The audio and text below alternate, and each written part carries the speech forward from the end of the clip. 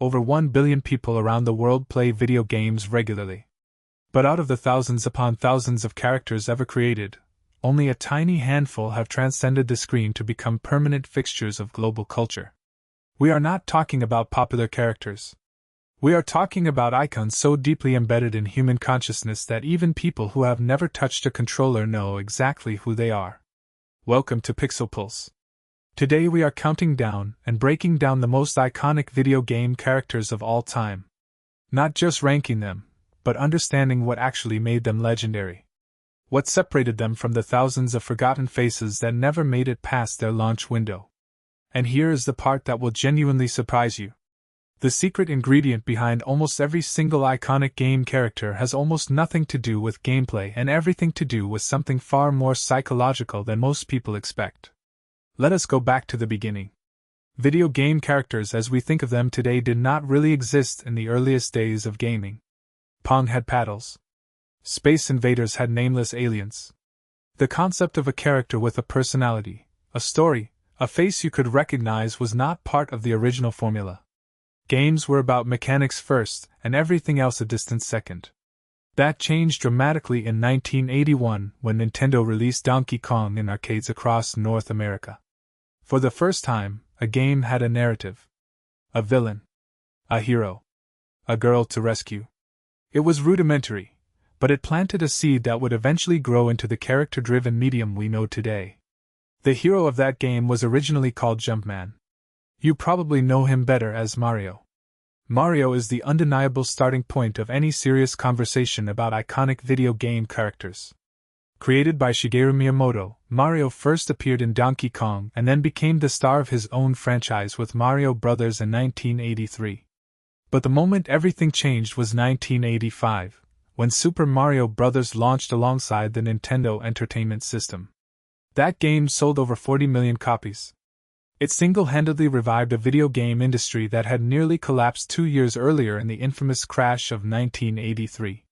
Mario became the face of gaming itself. A chubby Italian plumber in red overalls should not have been a global icon. The character defied every conventional logic about marketing and design. Yet somehow, his simplicity was the point. Every child on Earth could draw Mario from memory. That accessibility became immortality. Then came Sonic the Hedgehog in 1991. Sega created Sonic specifically to challenge Mario, and the result was one of the most successful character rivalries in entertainment history. Sonic was fast, cool, and attitude-driven in a way Mario never was. He was designed to appeal to slightly older kids who wanted an edge. The character sold over 150 million games across his franchise and proved that personality could be a product in itself. The Mario vs. Sonic debate defined playgrounds for an entire decade and gave the industry its first real character war. But here is what nobody talks about. The characters that truly lasted were not the ones with the flashiest designs or the biggest marketing budgets. They were the ones with emotional resonance. They made players feel something specific and repeatable every single time they picked up the controller. Link from The Legend of Zelda is a perfect example. Nintendo released the original Zelda in 1986, and Link became one of gaming's most enduring heroes without ever speaking a single word in most of his games. That silence was intentional. By keeping Link voiceless, players could project themselves onto him. He was not just a character. He was a vessel for the player's own heroic fantasy. That design philosophy, the silent protagonist who lets you become the hero rather than just watch one, is one of the most psychologically sophisticated choices in gaming history. Lara Croft arrived in 1996 with Tomb Raider and broke barriers in multiple directions at once. She was gaming's first genuinely mainstream female protagonist, a character complex enough to carry a franchise, appear on magazine covers, and eventually be portrayed in major Hollywood films. Lara Croft changed what game characters could look like, who they could be, and what stories they could tell. The franchise has sold over 88 million copies worldwide, and Lara remains one of the most recognizable figures in all of entertainment, not just gaming. Master Chief arrived in 2001 with Halo Combat Evolved and did for console shooters what Mario had done for platformers. He defined a genre. The faceless soldier in green armor became paradoxically one of gaming's most beloved characters, again using the blank slate approach to let players inhabit his identity. Halo became Microsoft's flagship franchise and Master Chief became the face of Xbox. His design, the iconic green armor and golden visor, is instantly recognizable to hundreds of millions of people worldwide. Now we move into deeper territory. The characters we have covered so far are iconic for their cultural reach. But some characters achieve something even more difficult. They changed what players believed games were capable of expressing. Solid Snake from the Metal Gear Solid series, which launched in 1998, was the first video game character many players pointed to as genuinely cinematic. Hideo Kojima crafted Snake with the depth of a novel protagonist. Complex politics, moral ambiguity, identity crises.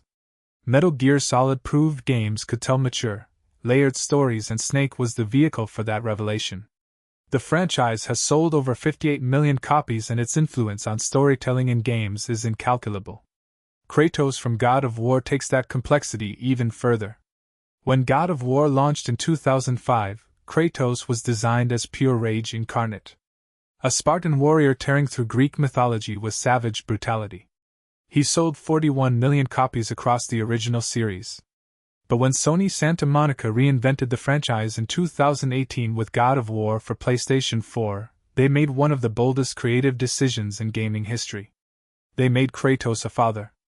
The result was a character study of grief, redemption, and vulnerability that won nearly every major Game of the Year award and sold over 23 million copies on its own.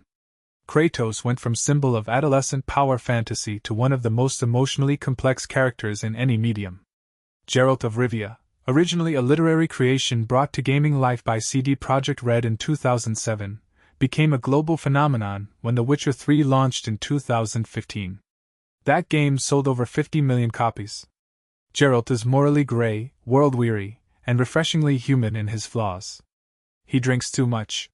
He makes bad decisions. He loves imperfectly.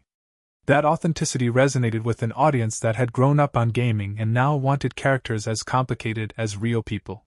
What do all of these characters share beyond their commercial success? They each represent something universal. Mario represents the belief that ordinary people can do extraordinary things. Sonic represents rebellion and freedom. Link represents the hero inside every quiet kid who felt overlooked. Lara represents breaking the walls society builds around ambition. Master Chief represents duty and sacrifice. Snake represents the price of loyalty to a broken system. Kratos represents the lifelong battle to become something better than your worst moments.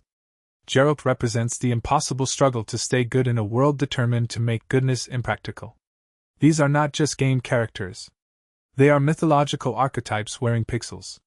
That is why they lasted. That is why a character born in 1985 still sells billions of dollars in merchandise today. That is why a silent elf in a green tunic makes grown adults cry.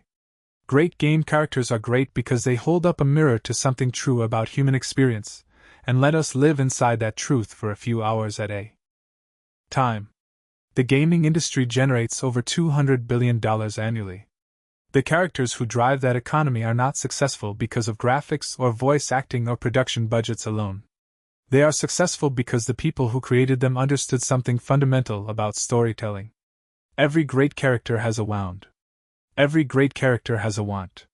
And every great character gives the audience a reason to care that goes deeper than entertainment.